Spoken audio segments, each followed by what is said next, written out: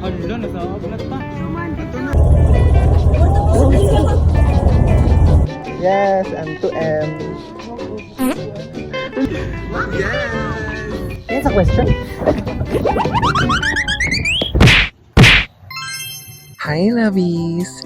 Welcome to my first ever YouTube vlog.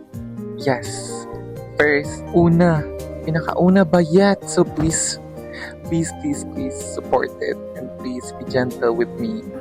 And if you're new here, hi, I'm Ray Pipito and today we're doing a get ready with me video kasi nga gagala kami ng mga friends ko sa Intramuras. So first, mag-makeup muna ako. Then, bibilisan ko lang siguro ng makeup. Kasi already late. Nasabi ko sa kanila, dapat nandun na tayo Mag-makeup kami sa Quiapo. And hindi ko mag-ready, kakaligo ko lang. And it's already late. And ang tagal-tagal ko mag-ready. So, sige. First is, ayan. Sunscreen muna. I'm super duper shy talaga kapag nagsasalita na sa camera. Like, hindi ako nakakapagsalita ng maayos. Kaya, nag-voice over na lang ako. Please bear with me. Next naman is foundation from Detail. Yawa kayo ng secret ng foundation sa kung sinina. Ayan, let's apply the foundation na sa face natin. Of course, malamang alangan naman sa face mo, diba? Bita. Ava! So, before blending the foundation on my face, I usually, or palagi ako nagsispray ng setting spray sa sponge ko para maganda yung lapat ng foundation sa skin ko. Yan. And for the concealer, I use this Quad Cosmetics concealer in the shade of CL1. Maglalagay lang tayo ng kaunti, tapos ayun, blend.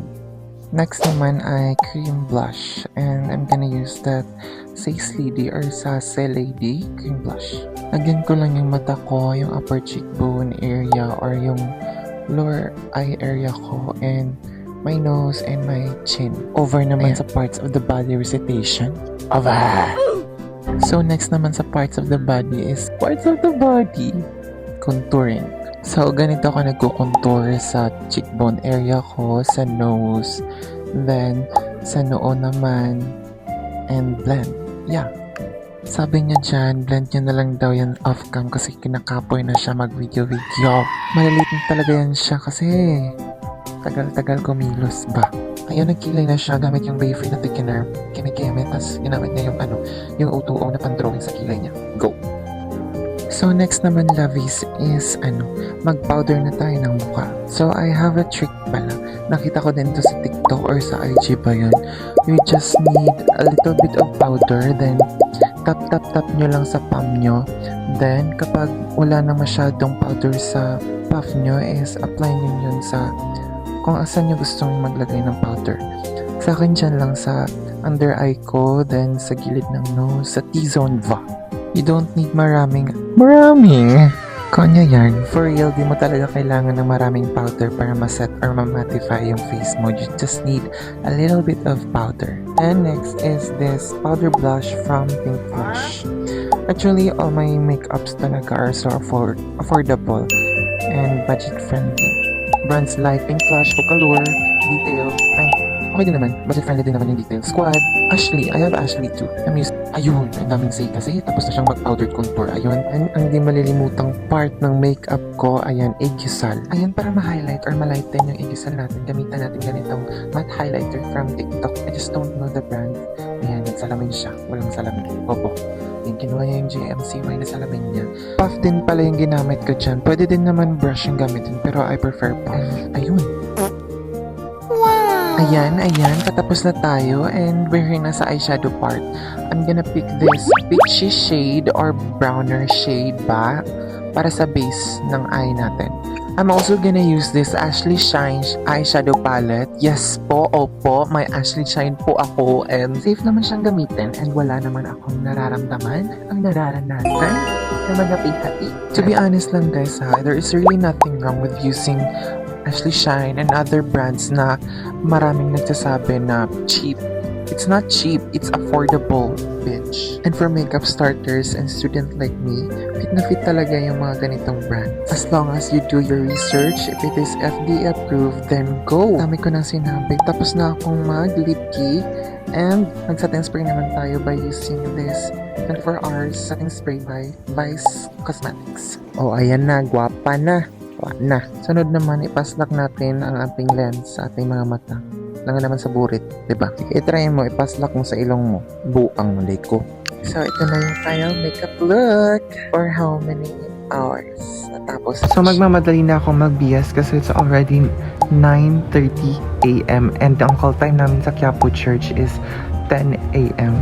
Video pa kasi. Ang daming kaartehan sa buhay. Ayan, magbihis na lang. Ang dami pang kure-kure sa katawan. Ewan ko na lang talaga. And one fact about me is that I don't usually wear perfumes kasi I have sinusitis. Yeah, my nose are sensitive to those strong perfume, strong scents. Kaya nati-trigger agad yung nose. And kapag may dust akong na-aamoy or like nati-trigger yung nose ko, nababahin agad ako. Last step na talaga to. Last step na talaga. Promise. I'm just gonna style my hair. Tapos ayun, lalabas na agad ako. Ito na yung final look. The outfit. Tito outfit yan. Charot. Clean boy look yan. Tangi. Ayan, tapos na talaga siya for real. I'll see you guys in Intramuros. Bye!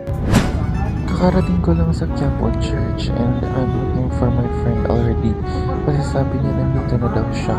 And ang sobrang init. Tas ang dami pang tao. Grabe, hulasan talaga to. Buti na lang talaga nagdala ko ng payong sa araw na yan. Hindi, tostado talaga yung mukha ko. Diba? Tingnan nyo, buti na lang, ganda pa. Yan na. For how many months? Or 5 months ba? Or 6 months? Ayan, nagkita ulit kami! Yes, that's my longtime friend from high school since 2018. So we're just gonna wait sa isa pa naming friend. Pero di pa talaga siya dumadating kasi galing pa siyang Caloocan, be. Ayan, walk sila dyan, nakikipagsapalaran sa mga tao sa recto.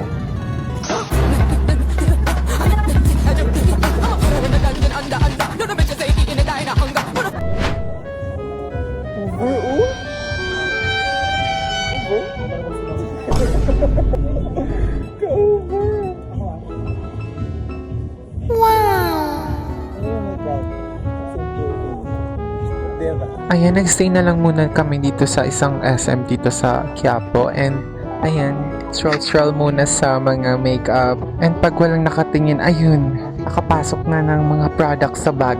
Huy! Di na kami nagtagal pala sa SM kasi yung ate kanina pa nakatingin sa amin na para bang mga shoplifters kami.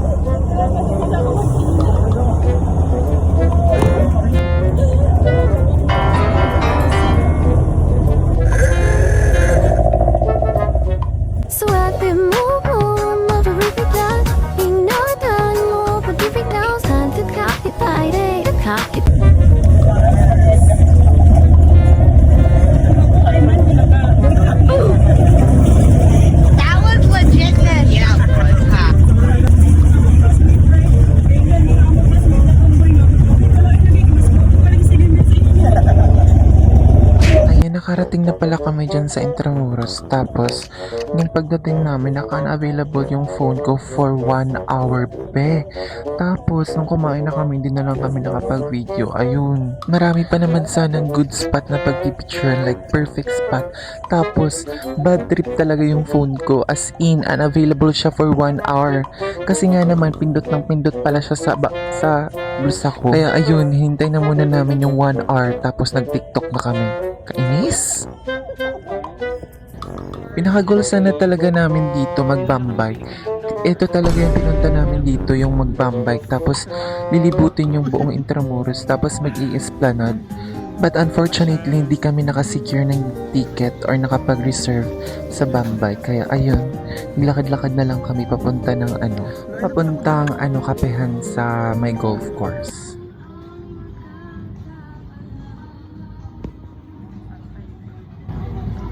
So now we're heading horse. Para mag... Bimbang.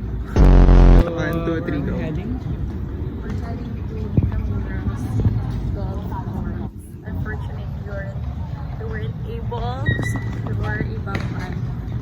Kasi... That's their loss. So guys, our goal for today is to find a foreigner. Para magpa... Libre, para magpalibre. Yes!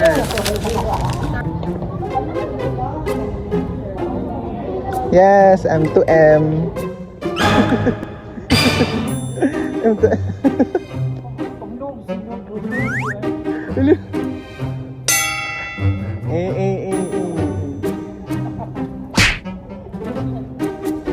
So,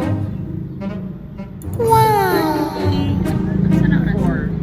4, 3, 2, 1. One. ano to?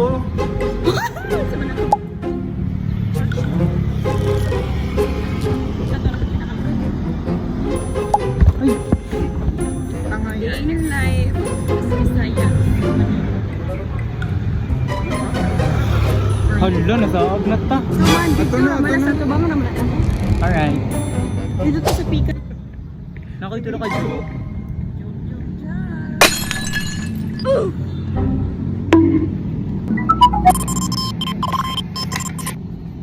The aftermath of Intramuros.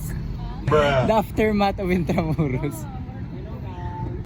So, kanina pa kami naglalakad yan.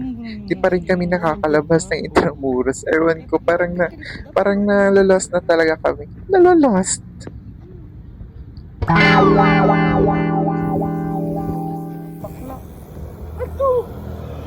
Dili may para nindot. Ano? Dili man ang mga bakga. Nakamanggid na. Yan sa question?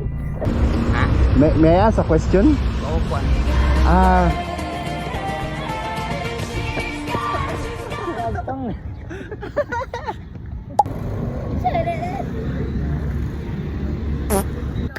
Anhi ako diri sa balay. Kay gimingaw na ko ni mo gamay. Ayaw na pagdugay-dugay, pagdali nag-anhigay. Ganahan kong kita buha, diri mo bawa. So we did an mini exchange gift din pala, and ito yung mga gifts na na-receive namin from each other. So Nathan had gifted us these plushies or these keychains, and I gifted them bracelets and wallet and keychain. Yung binigay ni Raymond sa amin, yung green na yan, yung parang pouch. Ayan, after maglakad na ilang kilometro sa Intramuros, ayan ang mga mukha nila. Pagod!